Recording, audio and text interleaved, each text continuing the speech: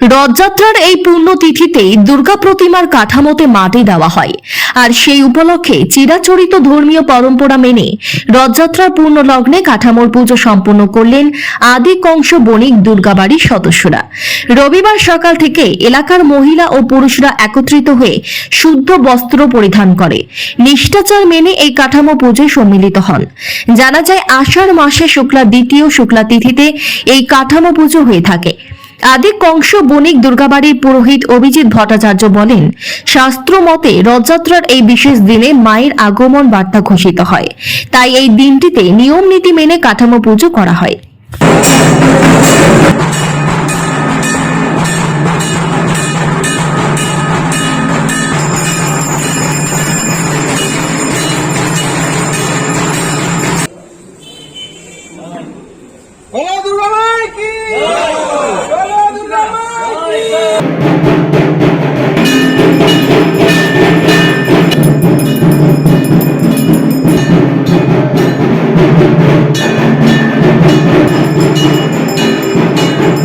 প্রতি বছর ধরে যবে থেকে আমাদের এই দুর্গাবাড়ি স্থাপিত হয়েছে সেই দিন থেকে এই রথের দিন এখানে মায়ের যে কাঠামোর উপরে মা তৈরি হবে সেই কাঠামো এবং যেসব সরঞ্জাম লাগে মা তৈরি করতে সেই সব সরঞ্জামের পূজা হয়।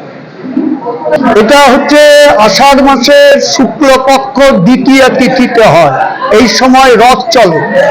এটা এখান থেকেই শাস্ত্রে লেখা আছে এই রথের দিন থেকে মা তৈরি হতে শুরু করবে, সেই কারণেই আজকে এই তিথিটাকে গ্রহণ করা হয় শাস্ত্র অনুযায়ী।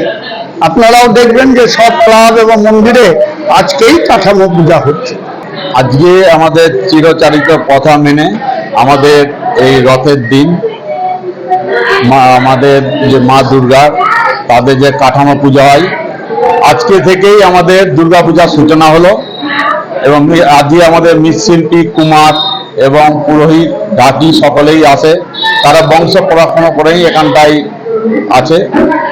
তাই আজকে পুজো হলো এবং আমাদের সামনে একটা হলো আজকে থেকে যে দুর্গাপূজার দিনের সূচনা সেটা উন্মোচন হলো।